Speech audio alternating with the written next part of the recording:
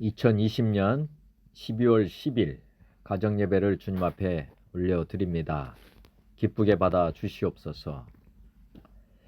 고린도전서 11장 23절 내가 너에게 전한 것은 주께 받은 것이니 곧 주 예수께서 잡히시던 밤에 떡을 가지사 축사하시고 떼어 이르시되 이것은 너희를 위하는 내 몸이니 이것을 행하여 나를 기념하라 하시고 식후에 또한 그와 같이 잔을 가지시고 이르시되 이 잔은 내 피로 세운 새 언약이니 이것을 행하여 마실 때마다 나를 기념하라 하셨으니 너희가 이 떡을 먹으며 이 잔을 마실 때마다 주의 죽으심을 그가 오실 때까지 전하는 것이니라. 고린도전서 15장 13절 만일 죽은 자의 부활이 없으면 그리스도도 다시 살아나지 못하셨으리라. 그리스도께서 만일 다시 살아나지 못하셨으면 우리가 전파하는 것도 헛것이요 또 너희 믿음도 헛것이며. 로마서 14장 9절 이를 위하여 그리스도께서 죽었다가 다시 살아나셨으니 곧 죽은 자와 산 자의 주가 되려 하심이라. 오늘 주제 말씀입니다. 삼위 하나님을 영원히 예배하는 왕같은 제사장의 직분을 주심에 감사드립니다. 제 신앙 고백입니다. 저는 하나님과 예수님과 성령님 삼위 하나님을 믿습니다. 저는 하나님께서 천지 창조주이심을 믿습니다. 저는 태초의 사람이신 우리 조상 아담과 하와가 지은 죄를 저도 동일하게 지은 죄인임을 고백합니다. 저의 이 죄를 용서해 주시기 위해 이 땅에 예수님을 보내주셨음을 믿습니다. 예수님께서 저의 죄를 용서해 주시기 위해 십자가에 못 박혀 죽으시고 부활하시고 승천하셔서 하늘 보좌 우편에 앉아 계심을 믿습니다. 주님께서 하늘과 땅의 모든 권세를 가지고 통치하시고 마귀 사탄으로부터 세상을 해방시켜 주시고 저의 주인이 되어 주셨음을 믿습니다. 주님께서 제 안에 성령님을 보내주셔서 주님의 아들로 거듭나게 하시고 날마다 성령 충만하게 해 주심을 믿습니다.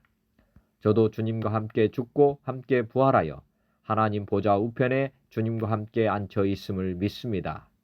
저를 통해 주님의 일을 이루어 가시기 위해 저를 성전으로 삼으시고 저와 함께 영원히 사심을 믿고 감사드립니다.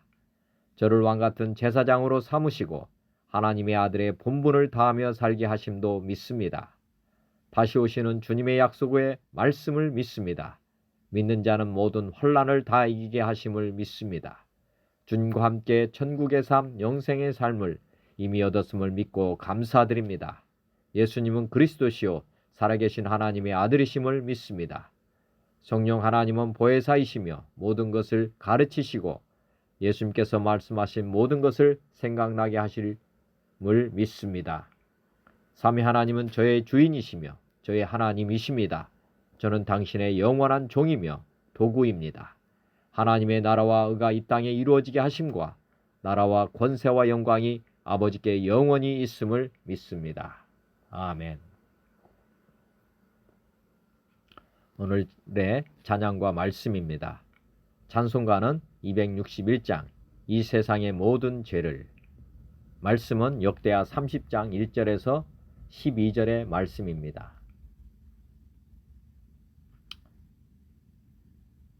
찬송가 가사와 관련된 말씀입니다. 시편 51장 7절 우슬초로 나를 정결하게 하소서 내가 정하리이다. 나의 죄를 씻어 주소서 내가 눈보다 희리이다. 찬송가 261장 이 세상의 모든 죄를.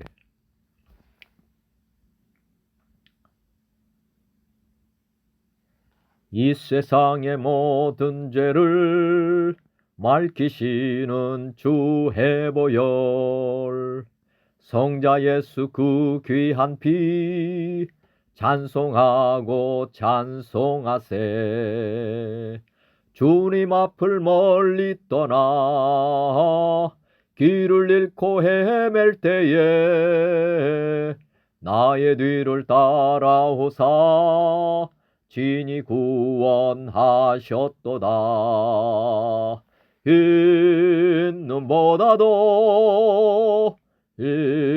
있는보다도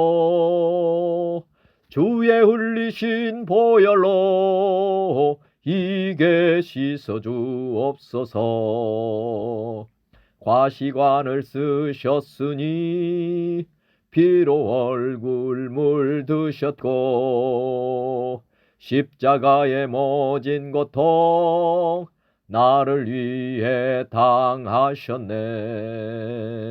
말로 형용할 수 없는 구세주의 구속하심 그 은혜와 그 신사랑 찬송하고 찬송하세. 있는보다도 주의 흘리신 보혈로 이게 씻어주옵소서. 아버지를 멀리 떠나 바른 길을 저버리고 여러 가지 죄악으로 주홍같이 되었으니 물 같은 것 가지고는 씻을 수가 주 없네. 주여 귀한 보배 피로 날 정결케 하옵소서.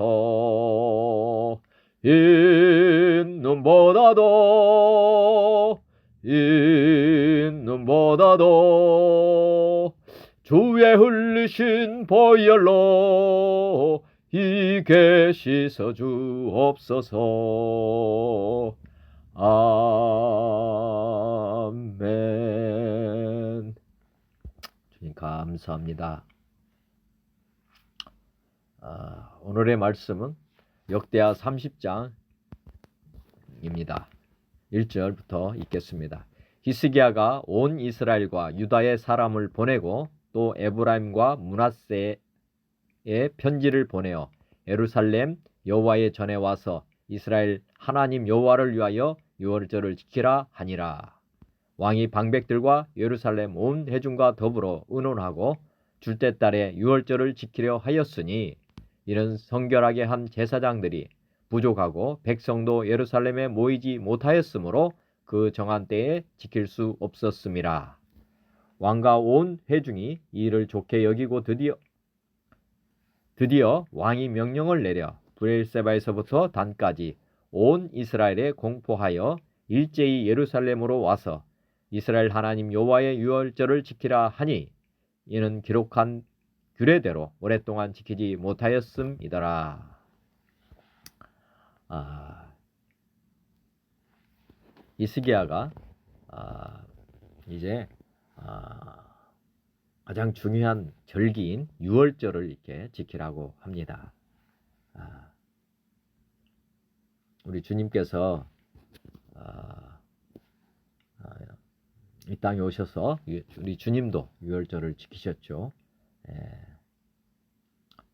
그렇지만 우리 주님께서 유월절을 지키신 이유는 이제 어떻게 보면 유월절의 참 의미를 이제 깨우쳐 주시기 위해서 몸소 지키셨고, 유월절 또한 뒤에서 보시겠지만은 새로운 신약의 유월절의 기념일을 또 제정해 주십니다. 그것은 뒤쪽에서 한번 다시 보겠습니다. 오늘 여기 역대하 30장에 보면은 이스라엘 백성들, 즉 유다와 이스라엘로 이렇게 나눠졌었는데, 유다 백성은 그래도 예루살렘을 어떻게 보면 포함하고 있었기 때문에 유월절을 어느 정도는 지켰다고 봅니다. 그렇지만 이제 이스라엘 왕국에 있었던 그 어떻게 보면 이제 사마리아를 끼고 이렇게 이스라엘 백성들은 예루살렘에 오지 못하니까 왕국이 분열되고 나서부터는 거의 지키지 못했습니다. 이제 히스기야가 이제 이스라엘 백성들까지 다 포함해서 지금 이제 다시 유월절을 지키자 이렇게 선포하는 그런 회개 운동을 지금 이제 시작하려고 하고 있습니다. 뒤에서 보겠습니다. 또 6절 보발꾼들이 왕과 방백들의 편지를 받아 가지고 왕의 명령을 따라 온 이스라엘과 유다에 두루 다니며 전하니 일러스되 이스라엘 자손들아 너희는 아브라함과 이삭과 이스라엘 하나님 여호와께로 돌아오라. 그리하면 그가 너희 남은 자 곧 아수르 왕의 손에서 벗어난 자에게로 돌아오시리라. 너희 조상들과 너희 형제같이 하지 말라. 그들은 그의 조상들의 하나님 여호와께 범죄하였으므로 여호와께서 멸망하도록 버려두신 것을 너희가 똑똑히 보는 바니라. 그런즉 너희 조상들같이 목을 곧게 하지 말고 여호와께 돌아와 영원히 거룩하게 하신 전에 들어가서 너희 하나님 여호와를 섬겨 그의 진노가 너에게서 떠나게 하라. 지금 이제 히스기야가 명확하게 진단을 합니다. 지금 너희가 똑똑히 보는 건 무엇이냐 이렇게 되묻습니다. 너희 조상들 너희 형제같이 하지 말아라. 그의 조상들의 하나님 여호와께 범죄하여서 여호와께서 멸망하도록 너희가 버려두신 것. 지금 상황을 그대로 말하면서 그 원인은 여호와께 범죄했기 때문이다. 그러므로 이제 목을 곧게 하지 말고, 즉 다시 말하면 너희 조상들과 같이 여호와께 범죄하지 말고 이제 돌아와 회개하면 그러면 여호와께서 내린 진도가 떠나가게 된다 하는 것을 명확하게 선포합니다. 세례 요한이 회개하라 한 것처럼 지금 회개를 지금 선포하고 있습니다.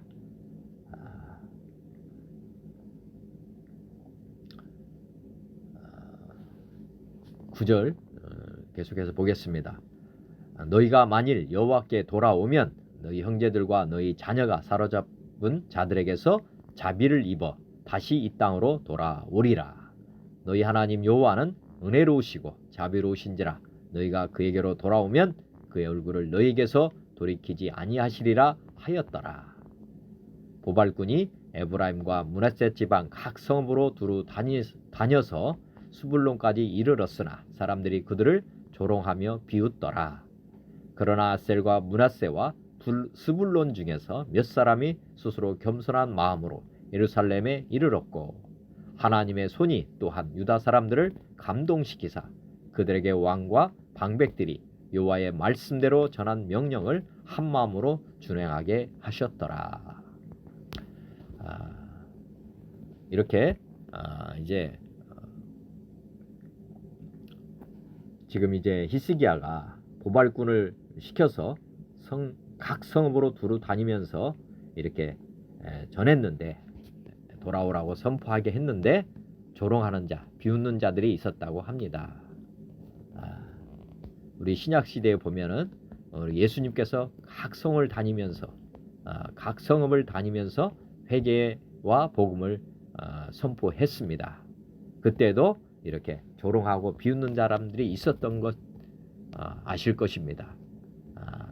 히스기야가 선포했을 당시에도 이런 동일한 일들이 일어났었고 그렇지만 12절에 보시면 아시지만 하나님의 손이 또한 유다 사람들을 감동시키사 우리 예수님께서 이적과 기적으로 각 이스라엘 성에서 역사를 하셨습니다. 그리고 많은 사람들이 예수님을 믿는 역사가 있었습니다. 물론 비웃고 조롱하는 사람들도 더 많았죠. 그렇지만 그 중에 남은 자들이 있어서 예수님을 따른 것처럼 그 당시에도 사람들을 감동시키셔가지고 그래서 한 마음으로 준행하게 했다. 즉 유월절을 이게 지키도록 마음이 감동이 되어서 많은 사람들이 유월절 절기를 지키게 되었다 하는 것입니다. 하나님께서는 은혜로우시고 자비로우신지라 맞습니다. 하나님은 70번씩 7번이라도 용서하시는 하나님, 우리를 죽음에서 건지시는 하나님, 죄인을 위해서 십자가에 죽으시는 그런 은혜로우시고 자비와 사랑이 풍성하신 하나님이심을 그때에도 보여주신 것입니다. 우리가 하나님이 누구인가를 정확하게 아는 것이 매우 중요합니다. 하나님은 정말 은혜로우시고 자비로우신 분이십니다. 죄에 대해서는 엄격하시지만 죄를 돌이킬 때, 회개할 때 하나님은 어떤 자도 다 회개할 때 용서해 주신다는 그 사실을 우리가 늘 깨닫고 늦은 회개는 없다. 그리고 용서 못할 죄도 없다 하는 것을 늘 생각하시면서 하나님을 바라보셨으면 좋겠습니다.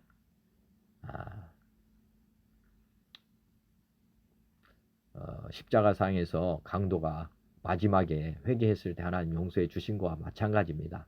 하나님은 정말로 자비로우시고 은혜로우신 분이십니다. 오해 없으시길 간절히 바랍니다.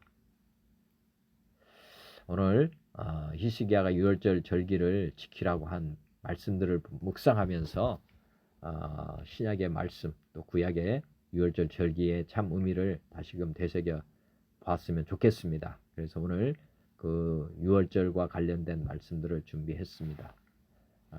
유월절 절기 보면 출애굽기 12장에 나옵니다. 12장 1절부터 보겠습니다. 여호와께서 애굽 땅에서 모세와 아론에게 일러 말씀하시되 이달을 너에게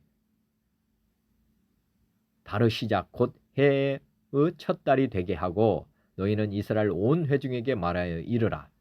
이달 열흘에 너희 각자가 어린 양을 잡을지니 각 가족대로 그 식구를 위하여 어린 양을 취하되 그 어린 양에 대하여 식구가 너무 적으면 그 집의 이웃과 함께 사람 수를 따라서 하나를 잡고 각 사람이 먹을 수 있는 분량에 따라서 너희 어린 양을 계산할 것이며 너희 어린 양은 흠없고 1년 된 수컷으로 하되 양이나 염소 중에서 취하고 이달 열 나흘까지 간직하였다가 해질 때에 이스라엘 회중이 그 양을 잡고 그 피를 양을 먹을 집 좌우 문설주와 임방에 바르고 그 밤에 그 고기를 불에 구워 무교본과 쓴 나물과 아울러 먹되 날것으로나 물에 삶아서 먹지 말고 머리와 다리와 내장을 다 불에 구워 먹고 아침까지 남겨두지 말며 아침까지 남은 것을 곧 불사르라. 지금 6월절 절기가 지금 어떻게 지금 생겨나는가 하는 내용입니다. 어린 양을 이렇게 이제 각 사람이 먹을 수 있는 분량에 맞춰서 어린 양을 계산해서 간직했다가 이제 14일째 되는 날 이제 잡아서 그 피를 좌우 문설주 임방에 바르라 이렇게 하고 그 고기를 구워 먹어라 이렇게 하는 내용이 나옵니다. 이어서 보겠습니다. 출애굽기 12장 11절 너희는 그것을 이렇게 먹을지니 허리에 띠를 띠고 발에 신을 신고 손에 지팡이를 잡고 급히 먹어라. 이것이 여호와의 유월절이니라. 내가 그 밤에 애굽 땅에 두루 다니며 사람이나 짐승을 막론하고 애굽 땅에 있는 모든 처음 난 것을 다 치고 애굽의 모든 신을 내가 심판하리라. 나는 여호와라. 내가 애굽 땅을 칠 때에 그 피가 너희가 사는 집에 있어서 너희를 위하여 표적이 될지라. 내가 피를 볼 때에 너희를 넘어가리니 재앙이 너에게 내려 멸하지 아니하리라. 너희는 이날을 기념하여 여호와의 절기를 삼아 영원한 규례대로 대대로 지킬지니라. 이날을 기념하여 여호와의 절기를 삼아 영원한 규례대로 대대로 지킬지니라. 그래서 6월절 절기가 이제 생겨나는 것입니다. 그래서 이제 이스라엘 백성들은 이 절기를 계속 지켜야 됐는데 지키지 아니해서 지금 히스기야가 이제 회개를 선포한 것입니다. 6월절의 의미를 보시면은 너물 유에 건널 월 마디절입니다. 재앙이 넘어가는 절기다. 뭐 이런 의미입니다. 심판이 이제 피해 간다는 것입니다. 어떤 집이냐면 피를 바른 어린 양의 피를 문설주 임방에 바른 그 집을 넘어간다. 그런 의미가 이제 유월절 의미입니다. 이게 이제 구약에서는 유월절이 이렇게 지켜지게 했고요. 신약에서는 그러면 우리는 무엇을 지켜야 되는가? 우리가 유월절을 지키는 것인지 아닌지 한번 묵상해 보시면 좋겠습니다. 요한복음 1장에 보면 예수님에 대한 내용이 나옵니다. 요한복음 1장 9절 참빛 곧 세상에 와서 각 사람에게 비추는 빛이 있었나니 그가 세상에 계셨으며 세상은 그로 말미암아 지은 바 되었으되 세상이 그를 알지 못하였고, 또 29절에 보면 이튿날 요한이 예수께서 자기에게 나오심을 보고 이르되 보라 세상 죄를 지고 가는 하나님의 어린 양이로다. 세상 죄를 지고 가신 하나님의 어린 양, 유월절 양 예수님에 대해서 지금 세례 요한이 말한 내용이 나옵니다. 요한복음 3장에도 하나님이 세상을 이처럼 사랑하사 독생자를 주셨으니 이는 그를 믿는 자마다 멸망치 않고 영생을 얻게 하려 하심이라. 하나님이 그 아들을 세상에 보내신 것은 세상을 심판하려 하심이 아니요 그로 말미암아 세상이 구원을 받게 하려 하심이라. 정죄는 이것이니 곧 빛이 세상에 왔으되 사람들이 자기 행위가 악함으로 빛보다 어둠을 더 사랑한 것이니라. 예수님께서는 이 땅에 어린 양으로 오셨습니다. 오신 이유는 세상을 구원하려, 세상이 구원을 받게 하려 하십니다. 아까 유월절 양을 피를 문선주와 임방에 이렇게 바른 집은 심판을 피했습니다. 마찬가지로 지금 이제 그리스도 우리 주 예수님께서 어린 양으로 이 땅에 오셔서 이제 십자가에 죽으시고 또 부활하셔서 세상 죄를 다 짊어져 주셨습니다. 그래서 예수님을 믿는 사람, 그를 믿는 자는 멸망치 않고 영생을 얻게 하는 그 길, 구원의 길을 열어놓으셨습니다. 이게 어떻게 보면 참된 유월절의 의미라고 보시면 됩니다. 우리가 예수님을 믿으면 왜 심판에 즉 멸망에서 구원을 받는 것이냐, 유월절 의미를 잘 모르면 잘 이해하기가 어려운 부분입니다. 말씀드리지만은 구약은 그림자입니다. 신약이 정말 본체입니다. 우리가 예수님을 믿어야 된다. 여기 설명하기가 좀 어렵지 않습니까? 그래서 구약의 유월절 의식, 유월절 절기를 통해서 예수님에 대한 그런 비유를 구약에서 지금 하고 있었다 하는 내용을 아시면 좋겠습니다.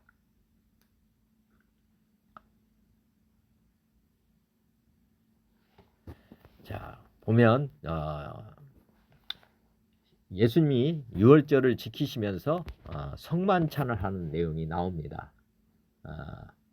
신약에서 유월절의 의미를 지키는 기념일을 만드셨습니다. 한번 보시면 마태복음 26장에 보면 무교절의 첫날에 17절 무교절의 첫날에 제자들이 예수께 나와서 이르되 유월절 음식 잡수실 것을 우리가 어디서 준비하기를 원하시나이까. 이르시되 성한 아무에게 가서 이르되 선생님 말씀이 내 때가 가까이 왔으니 내 제자들과 함께 유월절을 내 집에서 지키겠다 하시더라 하라 하시니 제자들이 예수께서 시키는 대로 하여 유월절을 준비하였더라. 저물 때에 예수께서 12 제자와 함께 앉으셨더니 그들이 먹을 때에 이르시되 내가 진실로 너에게 이르노니 너희 중에 한 사람이 나를 팔리라 하시니 그들이 몹시 근심하여 각각 여짜오되 주여 나는 아니지요. 대답하여 이르시되 나와 함께 그릇에 손을 넣는 그가 나를 팔리라. 인자는 자기에 대하여 기록된 대로 가거니와 인자를 파는 그 사람에게는 화가 있으리로다. 그 사람은 차라리 태어나지 아니하였더라면 제게 좋을 뻔하였느니라. 예수를 파는 유다가 대답하여 이르되 랍비여 나는 아니지요. 대답하시되 내가 말하였도다 하시니라.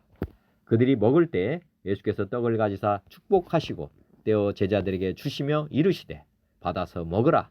이것은 내 몸이라 하시고 또 잔을 가지사 감사기도 하시고 그들에게 주시며 이르시되 너희가 다 이것을 마시라. 이것은 죄 사함을 얻게 하려고 많은 사람을 위하여 흘리는 바 나의 피 곧 언약의 피니라. 예. 지금 예수님께서도 유월절을 지키면서 지금 그 유월절 절기를 지키면서 지금 하시는 말씀들입니다. 지금 26장 20절에 보면 지금 이제 가룟 유다가 예수님을 팔리라 하는 내용이 나오고, 그 다음에 떡과 포도주를 가지고 말씀하시는 내용이 나오는데, 떡은 무엇을 의미하느냐? 예수님의 몸을 얘기하고 있습니다. 그리고 포도주는 주님의 흘리시는 피를 얘기하고 있습니다. 유월절하고 똑같습니다. 사실 유월절 장을 어떻게 했습니까?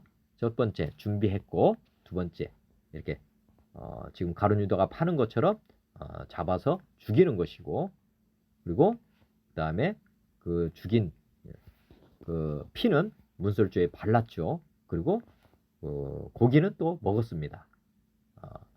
마찬가지로 지금 예수님께서는 그 유월절 양이 되셔서 자기 자신을 이렇게 우리에게 주시는 것이고, 또 피를 마시게 해서 우리가 이제 심판에서 벗어나게 된다 하는 것을 지금 말씀하시고 계시는 것입니다. 우리가 주님께서 자신이 유월절 양이심을 다시금 확증시켜 주시는 내용이 바로 마태복음 26장에 이렇게 나오는 내용입니다. 누가복음에도 유월절 의미를 다시금 기록해 놓으셨습니다. 누가복음 한번 보시면 누가복음 22장의 8절부터 보시겠습니다. 예수께서 베드로와 요한을 보내시며 이르시되 가서 우리를 위하여 유월절을 준비하여 우리로 먹게 하라. 여짜오되 어디서 준비하기를 원하시나이까? 이르시되 보라, 너희가 성내로 들어가면 물 한 동이를 가지고 가는 사람을 만나리니 그가 들어가는 집으로 따라 들어가서 그 집 주인에게 이르되 선생님이 내게 하는 말씀이 내가 내 제자들과 함께 유월절을 먹을 객실이 어디 있느냐 하시더라 하라. 그리하면 그가 자리를 마련한 큰 다락방을 보이리니 거기서 준비하라 하시니 그들이 나가 그 하신 말씀대로 만나 유월절을 준비하니라. 때가 이름에 예수께서 사도들과 함께 앉으사 이르시되 내가 고난을 받기 전에 너희와 함께 이 유월절 먹기를 원하였노라. 내가 너에게 이르노니 유월절이 하나님의 나라에서 이르기까지 다시 먹지 아니하리라 하시고, 이에 잔을 받으사 감사기도 하시고 이르시되 이것을 갖다가 너희끼리 나누라. 내가 너에게 이르노니 내가 이제부터 하나님 나라가 임할 때까지 포도나무에서 난 것을 다시 마시지 아니하리라 하시고, 또 떡을 가져 감사기도 하시고 떼어 그들에게 주시며 이르시되 이것은 너희를 위하여 주는 내 몸이라. 너희가 이것을 행하여 나를 기념하라 하시고, 저녁 먹은 후에 잔도 그와 같이 하여 이르시되 이 잔은 내 피로 세우는 새 언약이니 곧 너희를 위하여 붓는 것이라. 마태복음과 조금 다른 부분은 기념하라 이렇게 말씀을 덧붙여 주셨습니다. 왜 이 날을 기념해야 되느냐? 아까 유월절을 지키라고 한 거 아닙니까? 히스기야가 선포한 말씀대로 하나님께서는 그날이 매우 중요한 날이다라고 하는 것을 우리에게 다시금 깨닫게 해주시기 위해서 매번 기념하라고 하신 것입니다. 마찬가지로 이제 유월절이 없어진 것이 아니고 신약에도 동일하게 우리 예수님께서 십자가에 죽으시고 부활하신 이 내용을 우리가 늘 기념해야 한다고 하는 것입니다. 그런데 우리가 이 의미를 잘 알고 기념을 해야 하는 것이죠.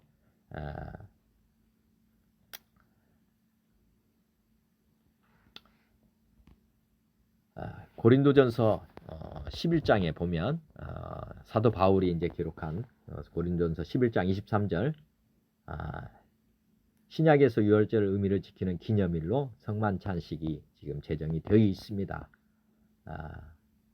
고린도전서 11장 23절 내가 너에게 전한 것은 주께 받은 것이니 곧 주 예수께서 잡히시던 밤에 떡을 가지사 축사하시고 떼어 이르시되 이것은 너희를 위하는 내 몸이니 이것을 행하여 나를 기념하라 하시고 19에 또한 그와 같이 잔을 가지시고 이르시되 이 잔은 내 피로 세운 새 언약이니 이것을 행하여 마실 때마다 나를 기념하라 하셨으니 너희가 이 떡을 먹으며 이 잔을 마실 때마다 주의 죽으심을 그가 오실 때까지 전하는 것이니라.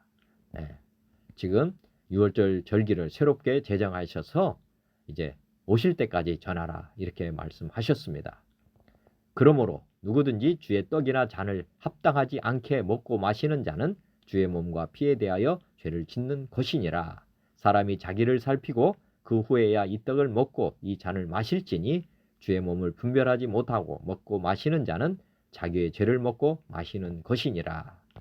그러므로 너희 중에 약한 자와 병든 자가 많고 잠자는 자도 적지 아니하니 우리가 우리를 살폈으면 판단을 받지 아니하려니와 우리가 판단을 받는 것은 주께 징계를 받는 것이니 이는 우리로 세상과 함께 정죄함을 받지 않게 하려 하심이라. 성만찬식에 대해서 잘 아시고 하라고 하는 경고의 말씀을 27절부터 이렇게 기록해 주셨습니다. 주의 잔과 주의 떡과 잔을 합당하지 않게 먹고 마시는 자는 주의 몸과 피에 대해서 죄를 짓는 것이다. 이거를 잘 아실 필요가 있습니다. 우리가 성만찬을 한다고 할 때 우리가 뭐 떡, 그다음에 포도주 이런 의미로 보시면 아니 된다는 것입니다. 반드시 주님의 몸과 피라고 하는 것을 늘 묵상하고 이 주님의 살과 피를 먹는 의미에 대해서 주님이 우리와 함께 한다고 하는 것에 의미를 잘 부여했으면 좋겠습니다. 주님의 살과 피를 먹으면 주님이 저의 몸이 되고 주님이 저의 피가 된다고 하는 것을 확실하게 믿으시길 바랍니다. 왜냐하면 이게 기념이지만 하나님은 그 말씀을 믿는 자에게는 그대로 역사하시기 때문입니다. 우리가 이날을 자꾸 기념해야 되는 이유는 우리가 주님과 한 몸이라고 하는 것을 잊어버리지 않도록 하시기 위함이라고 저는 믿습니다. 구약에서 유월절은 한 몸이라는 개념이 없습니다. 우리가 심판을 면한다 하는 뜻만 있지만 신약에서 주님의 살과 피를 먹는 이 의식은 주님과 우리가 이제 둘이 아니고 한 몸이 된다고 하는 것을 깨달으라고 하는 것입니다. 그래서 우리가 우리 자신을 살피고 먹어야 된다고 하는 것입니다. 즉 우리가 예수님 살과 피를 먹을 때는 반드시 우리가 죄를 회개하고 그리고 진심으로 우리 주님께 우리 몸을 드리는 그런 예식을 하는 것이라고 생각하시면 좋겠습니다. 자기를 살피고 구해야 이 떡을 먹고 이 잔을 마실지니 이렇게 했고 주의 몸을 분별하지 못하고 먹고 마시는 자는 자기의 죄를 먹고 마시는 것이다. 이 말씀을 늘 생각해 주셨으면 좋겠고 뒤에 보면 또 이렇게 잘못했을 때 너희 중에 약한 자와 병든 자가 많고 잠자는 자도 적지 아니하니 즉 잠잔다는 것은 여기 죽는다는 것입니다. 이렇게 분별하지 못하고 자기를 살피지 않고 뭐 이렇게 주의 몸을 분별하지 못하고 먹고 마시는지 하면 약한 자, 즉 병에 걸린다, 또 병이 완전히 든다, 그리고 잠잔다, 죽는다, 뭐 이런 말씀입니다. 그러니까 이 성만찬은 간단한 의식이 아닌 것입니다. 반드시 우리가 합당하게 해야 된다는 것. 합당하지 않게 먹고 마시는 것이 얼마나 큰 죄악이 된다고 하는 것을 좀 아시면 좋겠습니다.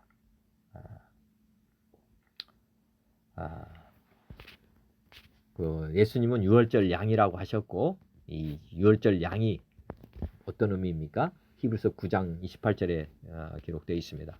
이와 같이 9장 28절 이와 같이 그리스도도 많은 사람의 죄를 담당하시려고 단번에 들이신 바 되셨고 구원에 이르게 하기 위하여 죄와 상관없이 자기를 바라는 자들에게 두 번째 나타나시리라.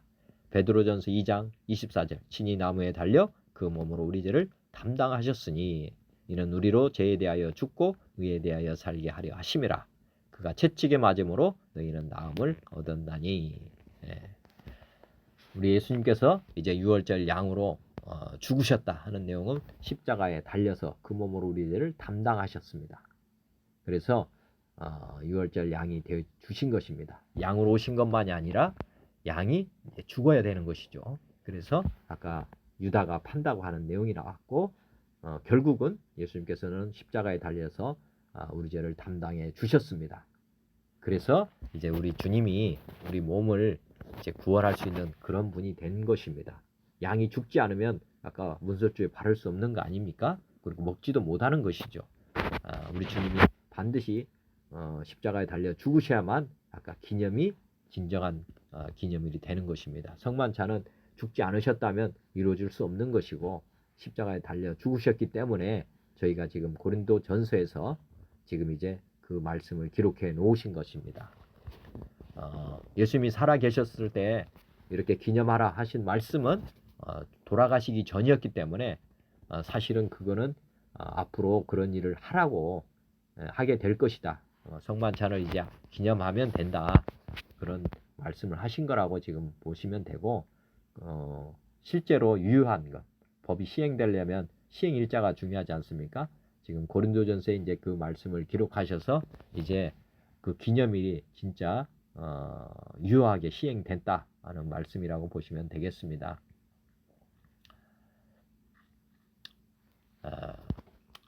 예수님께서 지금 히스기야가 온 이스라엘에게 회개하라고 선포한 것처럼 회개하고 돌아오라고 지금 이제 선포하는 그런 말씀들이 기록이 되어 있습니다. 마가복음 1장 4절에 세례 요한이 광야에 이르러 죄사함을 받게 하는 회개의 세례를 전파하니 이르시되 때가 찼고 하나님의 나라가 가까이 왔으니 회개하고 복음을 믿으라 하시더라. 누가복음 24장 47절에 또 그의 이름으로 죄사함을 받게 하는 회개가 예루살렘에서 시작하여 모든 족속에게 전파될 것이 기록되었으니 6월절은 그 예루살렘에만 선포된 말씀이 아니라 모든 족속에게 이 선포하시는 말씀입니다. 사도행전 2장 38절에도 베드로가 이르되 너희가 회개하여 각각 예수 그리스도의 이름으로 세례를 받고 죄사함을 받으라. 그리하면 성령의 선물을 받으리니. 사도행전 3장 19절 그러므로 너희가 회개하고 돌이켜 너희 죄 없이 함을 받으라. 이같이 하면 새롭게 되는 날이 주 앞으로도 이룰 것이요. 얼마나 회개가 복된 말씀입니까? 히스기야가 이스라엘 백성들에게 회개하라고 선포한 그 내용을 보시면 회개하면 하나님의 진노가 떠나게 된다 하는 것을 지금 그대로 보여주고 있지 않습니까? 우리가 주께로 이렇게 돌아온다고 하는 것, 우리가 예수님을 믿는다고 하는 이것이 얼마나 큰 삶의 변화를 일으키는지를 지금 성경은 그대로 기록하고 있습니다.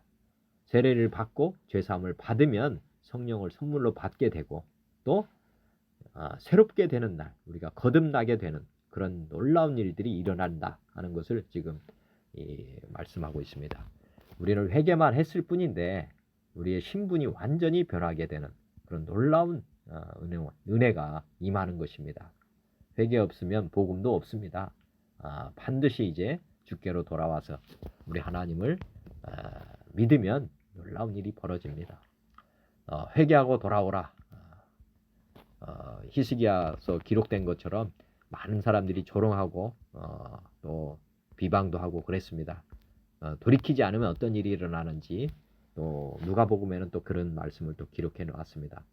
누가복음 13장 1절부터 한번 보면 그때 마침 두어 사람이 와서 빌라도가 어떤 갈릴리 사람들의 피를 그들의 제물에 섞은 일로 예수께 아뢰니 대답하여 이르시되 너희는 이 갈릴리 사람들이 이같이 해 받음으로 다른 모든 갈릴리 사람보다 죄가 더 있는 줄 아느냐. 너에게 이르노니 아니라 너희도 만일 회개하지 아니하면 다 이와 같이 망하리라. 여기 보면 갈릴리 사람들의 피를 아마 제물에 섞어서 아마 드렸던 것 같습니다. 이렇게 죽었다는 거죠. 이 죽은 사람들이 해 받음으로 다른 갈릴리 모든 사람보다 죄가 더 있는 줄 아느냐. 그렇지 않다. 회개하지 않으면 다 이와 같이 너희도 망한다. 또 4절에서 또 보면 또 실로암에서 망대가 무너져 죽은 18사람이 예루살렘에 거한 다른 모든 사람보다 죄가 더 있는 줄 아느냐. 너에게 이르노니 아니다. 너희도 만일 회개하지 아니하면 다 이와 같이 망한다. 이게 망대가 무너져서 18사람이 죽었다고 합니다. 근데 죽지 않은 사람들에게 하는 말씀이죠. 죽은 사람보다 너희가 더 죽은 사람들이 너희보다 더 많은 줄 아느냐. 그렇지 않다. 회개하지 않으면 다 이와 같이 망한다. 모두 다 죄인이다. 그 말씀입니다. 모두 다 죄인이기 때문에 회개하지 않으면 저들과 같이 너희들도 죽게 된다는 걸 말씀했고, 또 6절부터 보시면 이에 비유로 말씀하시되 한 사람이 포도원에 무화과 나무를 심은 것이 있더니 와서 그 열매를 구하였으나 얻지 못한지라. 포도원 지객에게 이르되 내가 3년을 와서 이 무화과 나무에서 열매를 구하되 얻지 못하니 찍어 버리라. 어찌 땅만 버리게 하겠느냐. 대답하여 이르되 주인이여 금년에도 그대로 두소서. 내가 두릅하고 거름을 줄이니 이후에 만일 열매가 열면 좋거니와 그렇지 않으면 찍어 버리소서 하였다 하시니라. 지금은 무화과 나무에서 열매를 이렇게 3년 동안 구했는데 없으니까 찍어 버리려고 했습니다. 그런데 이제 주인에게 다시 말씀합니다. 1년만 더 참아주세요. 그러면서 열매가 없으면 그때 가서 찍어주세요. 이렇게 말합니다. 즉 회개하지 않으면 찍어버리겠다 하는 내용과 동일한 말씀을 이렇게 말씀합니다. 예수님도 회개하라 하셨고 세례 요한도 회개하라 하셨고 유대인 지금 히스기야도 지금 회개하라고 하고 있습니다. 지금 모든 환경에서 우리가 회개하라고 지금 코로나19가 지금 만연해 가고 있습니다. 만연해 한다는 뜻은 회개하라고 하는 하나님의 선포라고 보시면 좋습니다. 어렵고 힘들 때 하나님은 회개하라 하십니다. 하나님께 돌아오라. 그러면 정말 새로운 날, 좋은 날이 이를 것입니다. 그렇지 않으면 뭐 한다고요? 다 망한다 하는 것을 아셨으면 좋겠습니다. 하나님께 돌아가지 않으면 어떤 환경이 된다 하더라도 그것은 망하는 길입니다. 그거를 꼭 아시길 바랍니다. 예수님이 하나님이냐 아니냐 뭐 이것 때문에 그 사복음서에는 그런 바리새인 서기관들이 표적을 보여달라고 막 합니다. 아까 말했듯이 히스기야가 회개를 선포했을 때 조롱하고 비웃는 것처럼 예수님 당시에도 많은 이적과 기적을 하나님께서 보여주셨지만은 믿지 않고 조롱했습니다. 그러면서 더 큰 표적을 계속 구했던 그런 말씀이 기록되어 있는데 한번 보시겠습니다. 마태복음 12장 39절에 보시면 예수께서 대답하여 이르시되 악하고 음란한 세대가 표적을 구하나 선지자 요나의 표적 밖에는 보일 표적이 없느니라.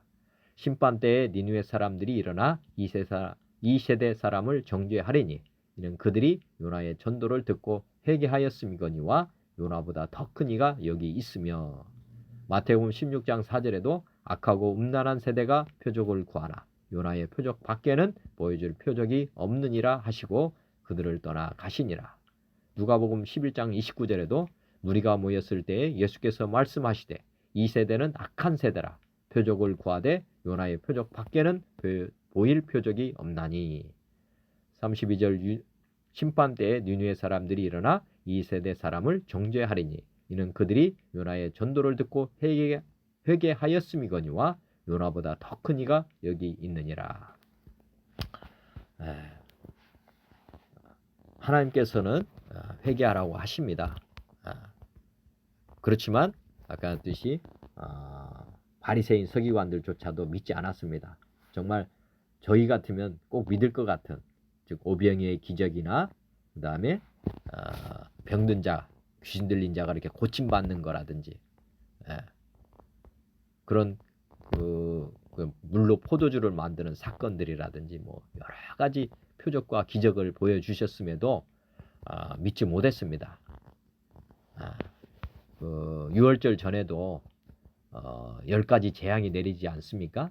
여러 가지 기적과 이적을 보여주는데도 바로 왕은 강팍해가지고 믿지 않았습니다. 그래서 결국 나중에 보면 그 홍해 바다를 건너는 그런 물이 갈라지는 그 사건, 거기에까지 쫓아가서 결국에는 바로왕의 군대들이 물에 수장되는 거 아닙니까? 심판을 받게 된다고 하는 것입니다. 아, 이렇게 많은 이적과 기적을 보여준다 할지라도 믿지 않으면 결국에는 망하게 되게 되어 있습니다. 악하고 음란한 세대, 그것을 이렇게 믿지 않는 세대를 이렇게 통칭해서 악하고 음란한 세대라고 지금 하나님 예수님께서 말씀하시고 계신 것입니다.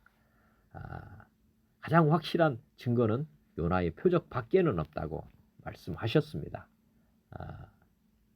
한번 사도행전 17장 보시면 예수님을 하나님으로 믿을 가장 확실한 증거라고 지금 성경에 기록하고 있습니다. 사도행전 17장 30절부터 보겠습니다.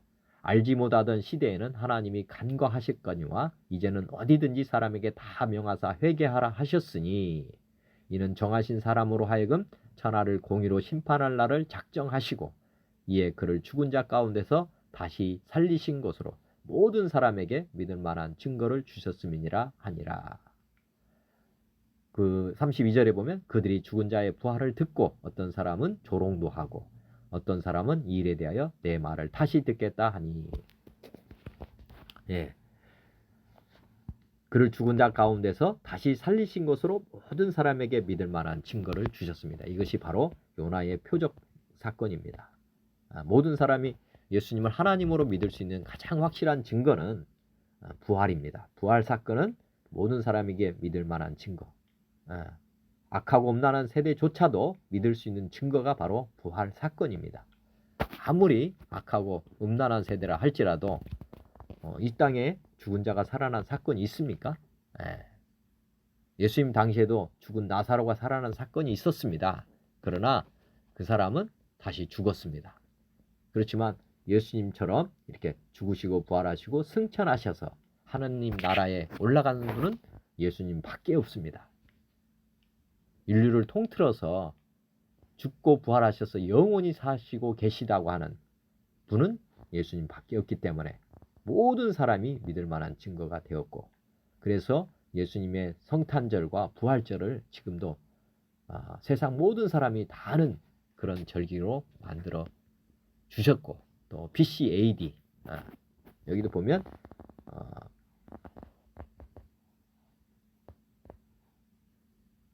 이제는 어디든지 사람에게 다 명하사 해결하였다. 알지 못하던 시대, 이게 BC라고 보시면 되고 이제는 AD라고 보시면 됩니다. 지금 역사의 분기점이 지금 BC AD로 나눠서 지금 2020년 아닙니까? 예수님 이전과 예수님 이후 이렇게 명확하게 나눴습니다. 알지 못하던 시대는 예수님 이전이고 그때는 간과를 했지만은 이제는 즉 예수님 부활한 이때부터는 모든 사람에게 회개하라 하셨다. 그래서 지금 AD 1년부터 해서 지금 2020년이 된 것입니다. 그래서 이제 1년부터 지금 20년까지 이제 심판할 날을 다 작정하셔가지고 다 회개하는 것이죠.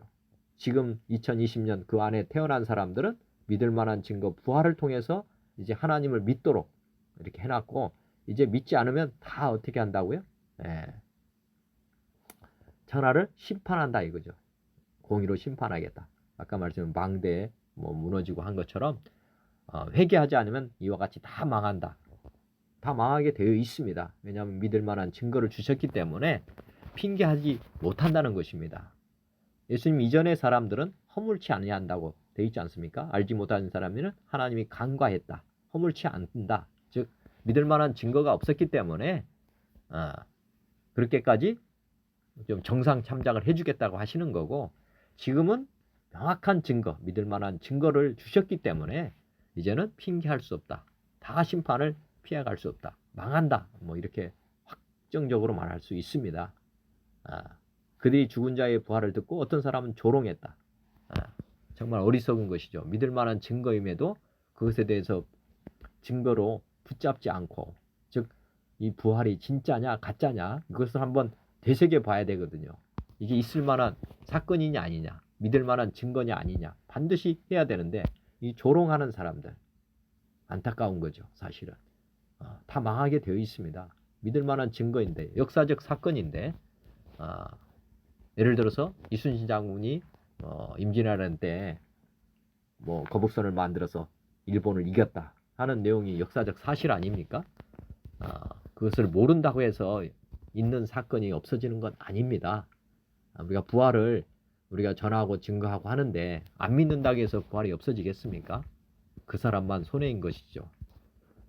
역사 공부를 해야 되는 이유는 사실은 역사적 사실이기 때문에 그렇습니다. 변하지 않는 진리라는 것이죠. 예. 우리가 진리를 안 믿는다고 해서 진리가 사라지는 게 아닙니다. 반드시 믿을 만한 증거인지를 다시금 다들 확인해 보시고 예수님을 믿으시고 회개하시기를 반드시 촉구드립니다. 우리 하나님께서는 모든 사람이 믿을 만한 증거를 주셨습니다. 한 사람도 지옥에 가는 것을 원치 않으신다는 뜻입니다. 유월절을 다 지켜야 된다고 하는 것입니다. 진정한 유월절, 우리 예수님 살과 피를 다 먹어야 한다고 하는 것입니다. 중요한 것은 부활이 없으면 믿음도 헛되고 너희가 여전히 죄 가운데 있을 것이다. 고린도전서 15장 12절에 보시면 그리스도께서 죽은 자 가운데서 다시 살아나셨다 전파되었거늘 너희 중에서 어떤 사람들은 어찌하여 죽은 자 가운데서 부활이 없다 하느냐. 만일 죽은 자의 부활이 없으면 그리스도도 다시 살아나지 못하셨으리라. 그리스도께서 다시 살아나지 못하셨으면 우리가 전파하는 것도 헛것이요 또 너희 믿음도 헛것이며 또 우리가 하나님의 거짓 증인으로 발견되리니 우리가 하나님이 그리스도를 다시 살리셨다고 증언하였습니다. 만일 죽은 자가 다시 살아나는 일이 없으면 하나님이 그리스도를 다시 살리지 아니하셨으리라. 만일 죽은 자가 다시 살아나는 일이 없으면 그리스도도 다시 살아나지 사신 일이 없었을 터이요. 그리스도께서 다시 살아나는 일이 없으면 너희의 믿음도 헛되고 너희가 여전히 죄 가운데 있을 것이요. 또한 그리스도도 그리스도 안에서 잠자는 자도 망하였으리니. 중요한 것입니다. 이게 무슨 뜻이냐면 죽은 자의 부활이 없으면 그리스도도 다시 살아나지 못하셨고 다시 살아나지 못하셨으면 우리가 전파하는 것도 헛것이고 너희 믿음도 헛것이다. 이게 이 말씀은 예를 들어서 유월절 양이라고 하셨지 않습니까? 유월절 양, 예수님의 살과 피를 먹으면 우리가 어떻게 된다는 겁니까? 영원히 산다는 것인데 만약에 예수님께서 부활하지 않으셨다면 유월절 양이 아니라는 거죠. 사실은. 우리가 예수님의 살과 피를 먹을 이유가 없다는 것이죠. 죽은 고기와 죽은 살을 먹는 건 의미가 없는 것입니다. 그분이 부활하셔서 살아계시기 때문에 우리가 그분의 살과 피를 먹으면 우리도 영원히 사는 몸과 그 피가 된다고 하는 것을 지금 말씀하고 계시는 것입니다. 즉 부활이 없다면 우리의 믿음이 헛것이 된다. 즉 우리가 예를 들어서 죽은 사람을 기념하면 뭐 하겠습니까? 저희 어머니 아버지가 돌아가셨는데 성만찬처럼 우리 어머니 살이다 먹으면 뭐 합니까? 우리도 죽게 되겠죠. 왜? 어머니도 죽은 몸이기 때문에 어머니도 죽은 피기 때문에 그걸 기념해야 아무 의미가 없는 것입니다. 그렇지만 예수님의 살과 피를 먹는 사람은 문제가 어떻게 되겠습니까? 우리 주님이 죽으시고 부활하셔서 영원히 사시는 분 아닙니까? 그분의 지금 살과 피를 우리가 기념하는 것입니다. 그렇기 때문에 우리가 주님 안에서 영원히 산다고 하는 것, 그분과 우리가 한 몸이 되어 간다는 것, 그것이 우리가 영생이라고 하는 것, 그분이 우리 안에 임한다는 것이 바로 이런 의미가 있습니다. 그래서 부활이라고 하는 명확한 증거를 가지고 우리가 꼭 믿어야 되는 것이고 또 뒤에 로마서 말씀도 있습니다. 어떤 말씀이냐?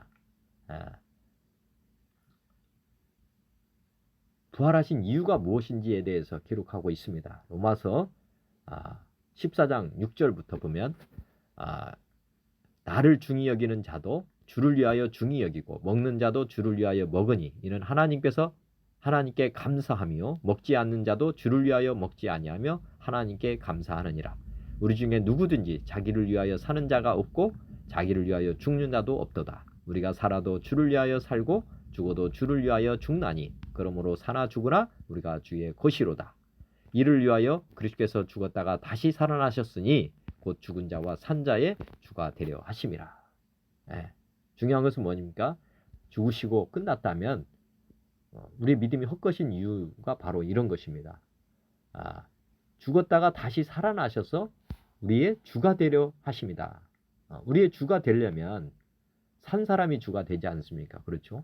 그러니까 예수께서는 반드시 유월절 양으로 죽으신 것으로 끝나지 않고 다시 살아나셔야 우리의 죄가 영원히 해방된다고 하는 것입니다. 우리의 산자의 주가 되어 주셔야만 우리가 회개를 할 수 있는 것입니다. 회개는 우리의 주인을 바꾸는 것이거든요. 네, 우리가 주인으로 사는 것이 죄거든요. 하나님 믿지 않는다 그 말은 내가 교만해서 자만해서 하나님이 앉으셔야 될 자리에 내가 앉아 있는 것이거든요. 그런데 주님이 부활하시지 않고 살아나지 않으셨다면은 우리가 모실 주인이 없지 않습니까? 그죠? 주님이 살아계신 주님을 우리에게 영접을 해야 되는데 죽으신 분을 우리가 영접할 수도 없는 것이죠. 그렇기 때문에 부활은 반드시 일어나야 되고 그 부활하신 사건으로 말미암아서 우리가 하나님인 것을 확증하고 그분을 우리의 주인으로 모셔서 이제 주님을 주인으로 섬기면서 살 수 있는 길이 열리게 된 것입니다. 이것이 진정한 유월절 의미입니다. 우리가 예수님이 제정하신 성만찬을 다시 한번 묵상하시면서 우리가 예수님을 마음의 주인으로 정말 모시고 사는지 진정한 유월절을 지키고 있는지를 한번 다시 한번 묵상하는 귀한 시간이 되었으면 좋겠습니다. 결론입니다.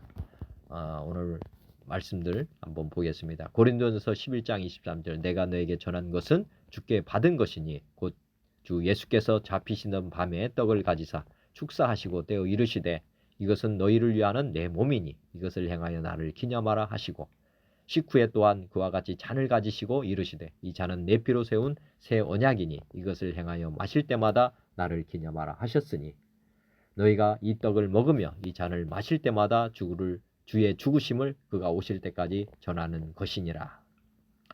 역대하 30장 4절에 말씀하신 대로 히스기야 왕이 명령을 내려서 유월절을 지키라 이렇게 선포했습니다. 온 이스라엘의 여호와의 유월절을 지키라. 그리고 말씀하시지만 우리 하나님은 은혜로우시고 자비로우신 분이라 주께로 회개하는 사람은 주께서 이제 다 받아주신다 하는 말씀을 했고 그리고 유다 사람들을 감동시키셔서 이렇게 유월절을 준행하게 하셨다는 내용입니다. 우리 주님께서 새로운 유월절을 제정해 주셨고 그리고 그 유월절을 지키는 사람들 감동시키셔서 이제 우리 하나님을 믿는 사람들을 이렇게 지키게 하고 계십니다. 기도 드리겠습니다. 자비롭고 은혜로우신 하나님 아버지, 오늘 유월절의 의미를 다시금 깨닫게 하심 감사합니다. 주님의 십자가에 죽으시고 부활하셔서 우리의 주가 되어셔서 우리의 근원적인 죄를 사해 주신 은혜를 감사드립니다.